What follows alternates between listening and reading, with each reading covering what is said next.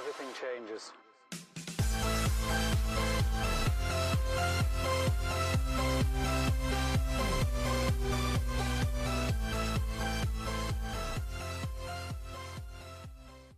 Hey, good afternoon, everybody. Welcome into the channel. Thursday, July 15, 2021, and I decided to go back to my roots. Anybody who hasn't followed the YouTube channel for a long time, right when I started this channel in the middle of 2015, so 5-6 years ago, I did a lot of shopping at pawn shops. I bought a lot of video games and electronics, basically made the rounds like 3 times a week. I would go to like 10 pawn shops in a day, 25, 30 pawn shops in a week. And sometimes I'd come out with a couple items. Sometimes I'd come out with 10 or 15. Sometimes I'd come out with 50 items. So there's a big stigma about pawn shops, right? And pawn shops being like not good places to shop. You can't source stuff, just all kinds of bad stigmas about them. But I'm going to tell you, they're full of really good merchandise. And a lot of times the pawn shops don't like to take a hit and lose money. So they test this stuff pretty well. Very rarely did I ever have anything bad from a pawn shop. And a lot of times they take it as either at least a return, a refund, or at the very least an exchange, and I would just get something else that I could sell. There are some shops, corporate versus mom and pop. Some of them have really high prices. Some of them have low prices. It's no different than a thrift store or Goodwill where some are jacked up and some have deals. Also, no matter what the shop is, they miss stuff, right? They might price a $200 item at $100 because they only paid 20 or 30 bucks for it because they get stuff cheap, right? And you're able to buy it for 100 and sell it for 2 or 225. So always check on pawn shops. If you live in a major city, usually there will be one area that there's like 20, 30 pawn shops in. I'm in that area now. It's USF Tampa. And I'm going to take you inside a couple pawn shops today, and you're going to see just how they're laid out, how it works, and also make sure you have your sales tax certificate. Go online, print out 10 or 15 copies, and give a copy to every shop for them to have on file. Most of them will file it and give you the merchandise tax free. So you can at least save that, which is more profit for you. So let's go inside, and I'll show you exactly how to source a pawn shop and what it's like. Okay, so the first one is Pawn Max. A lot of these stores in Florida sell guns also, if you're into that. They sell electronics, they sell pressure washers, generators, bicycles down there. I'm gonna take you inside. We'll take a look at everything they got.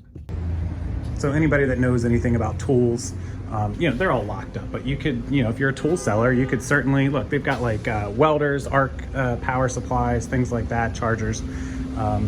Blowers, generators, pressure washers, gas blowers, gas weed eaters, all kinds of stuff in this store. So if you know that stuff, you could certainly make some cash doing that as well.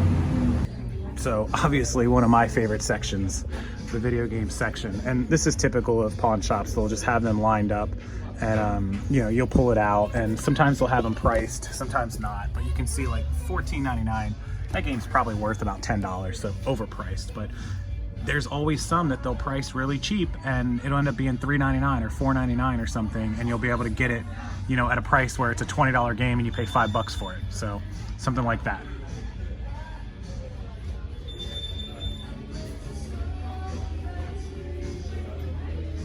$15% off with a Google review, so 15%, get yourself some profit out of that.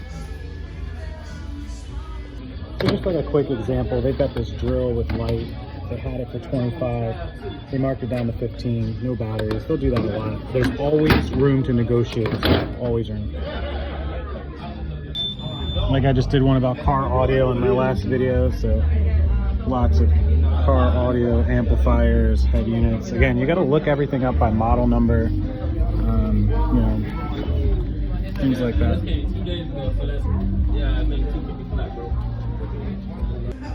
So any of you guys looking to be YouTubers, a lot of people are, you'll find stuff like this. So this is like the Blue Yeti that I actually own. They've got it for sale for 70. They're brand new, like 100, 125. So it's a good price for a used one. That's probably what it's worth, 70, 80 bucks. So there wouldn't really be any room. You could maybe make them an offer for 50, but again, it'd be really slim. So it looks like this particular store is quite a bit overpriced. This is kind of how it turned out over the last little bit. But there's always, another pawn shop down the road. So of course they always have TVs. Look, 75-inch QLED, $2,300. I just bought my 75-inch Samsung 8. It's not QLED, but I paid $900 for it. I could have got a QLED for like $1,500, so pretty expensive. All right, so literally that last pawn shop was over retail. They had a $2,300 Samsung TV that is at the store for like less than $2,000, right? Why? Why would people ever pay more than retail? Well, let me tell you, there's a couple reasons. So number one is, let's say that a TV is $1,500 brand new at Best Buy, right? And the pawn shop has it used for $2,000. That TV brand new is $1,500, $1,600. Used, it's only worth $1,000, right? $1,200 maybe. It's like a Samsung 75-inch QLED. I don't know. And who would go in there? Well, they don't have the money. A lot of times, people that are shopping in there, and this is no stereotype. It's just true. People that are shopping in the pawn shop may not have the money to pay $1,400, $1,500, $1,600 for a TV at Best Buy, but they can go in the pawn shop and they can make payments, right? They can do like layaway almost. And so the trade-off for doing layaway is you pay more money for something, even more than what it might be worth, but at least you get what you want. And that's how the pawn shops make a lot of money. If they're selling something in that pawn shop for $2,300, they generally expect to get about $2,000. They know you're going to negotiate them down, which means they probably paid half or less. They probably paid $800-900 for that TV. They're going to sell it for $18, $19, $2,000 and make $1,000 profit. It's bonkers. Even if they get 15 or 16 for it, they're still going to make $600-700 profit. I don't understand how these businesses keep rolling, but apparently this is a whole nother side of life and business and financials and social classes that I just don't completely understand, because I just feel like making financial decisions like that is how you get yourself even deeper in bad financial positions. But who am I to say anything or even think that way, right? Because this is just the way that some people go about things, or the way they do business, or the way they feel it. They might not have bank accounts or credit cards or anything like that. So just something to think about the next time you're out and about and around, or if you stop in pawn shops. That's pretty much how they are able to get those high prices.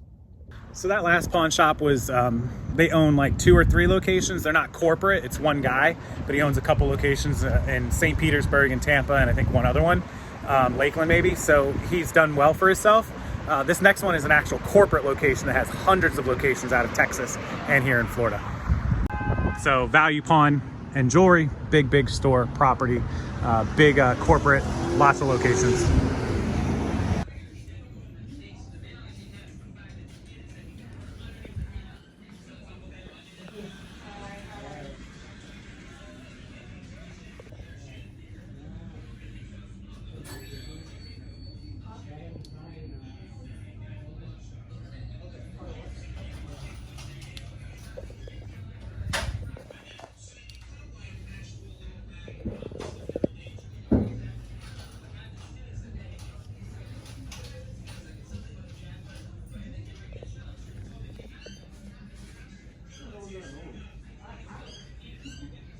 So I actually came home in that pawn shop you just saw in the previous clip, just to do a little voiceover, because it was like some music and real loud in there.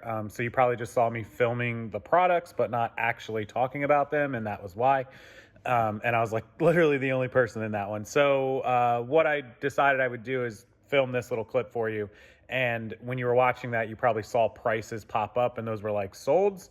And so you can kind of get an idea, like they had the cameras and the tablets and all that sort of stuff, like $250, $300, exactly what they are worth online, like $259, $269.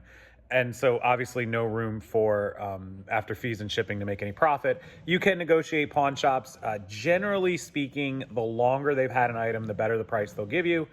But you have to, talk to them and negotiate and make friends. And if you make friends with the manager, sometimes they'll call you early on stuff like, hey, we got this in, it's really cheap. Or, hey, we're getting rid of these 50 items. We just need to get rid of them. Come in and make us offers. So always networking. Typically, the corporate stores, more expensive. You just saw that. Mom and pop stores, they're more willing to work with you on a case-by-case basis. So that's what the deal was with that store. All right, so third, I'm going to take you inside Empire Guns and Pawn. This is actually way out of the city. This is close to where I live, a few miles away from where you would go into my neighborhood. And so it's kind of a better part of town. This is more of a mom and pop shop, but the part of town where we are, as you start coming out of my area this direction and you start heading south towards Tampa, this is kind of more out in the country, more land. You guys know I live kind of in like suburbia. And so it's not uncommon to see a lot of used firearms and gun and pawn shops. They won't tend to have too many electronics or other things, But I do want to stop in here. I want to look at a gun anyways, but this is more jewelry and guns, but maybe they have something. So I'm going to take a look inside and just see what it is, because I haven't been in here ever.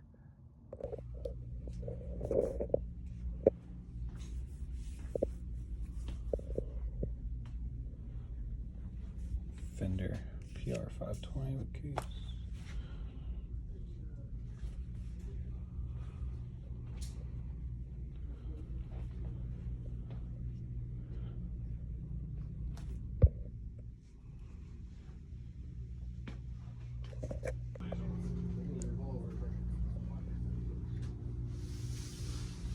All right, as you saw in the little voiceover I did there, that is all about the backcountry gun selling.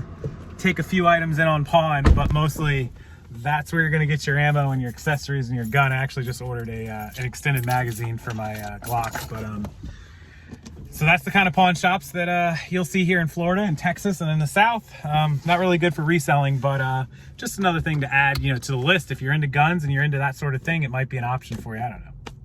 All right, so thanks for coming along to a couple pawn shops. I'm gonna do more pawn shop videos probably this weekend or the beginning of next week. I'm gonna keep posting some of these. We'll go in and out. And actually, that camera at the end, not the 3300, the 3500, for 250 bucks. It looks like they were selling used with just the camera and the lens, and that one had a box, so we'd have to check the shutter count and the usage on it. Always check shutter counts on those expensive cameras. It was selling for in the 400s, so let's just say I could have got 425. Fees and shipping probably would have been about 50 to 60, so maybe like 360, 350. That could have been a $100 profit camera. You'd have to do all the research, but even if you were gonna spend 250 and make $75 on it, that could have been profitable, and you could have maybe negotiated them down from 250 to like 230 or 225 or something, who knows. But even at 250, it wasn't bad. So you can see that one stop could have made me $50 to $100. And if you make it a point to go to like 8 or 10 pawn shops, that only took me an hour to do that. You can go to 8 to 10 in a day and come out with $300, $400, $500 in profit in one day. And that stuff will sell right away. You spend $250, it'll sell, ship it with signature, do all the stuff to protect yourself, and you have the money back in a couple days. So something to think about, guys. We'll go into some more pawn shops and I'll show you some more opportunities to make profits, because some pawn shops are better than others, and you just start, making the rounds. So appreciate you guys watching. Hit that like button. Make sure you subscribe to the channel to see those future videos. Support our small sellers. They're linked down in the description box. Awesome eBay store, toys and collectibles from Anthony today. Go check him out and follow him and maybe buy something, because it'll help him beat summer slowdown. And I really appreciate you guys supporting all the small businesses all July long. Have a wonderful afternoon and a wonderful weekend if I don't see you guys.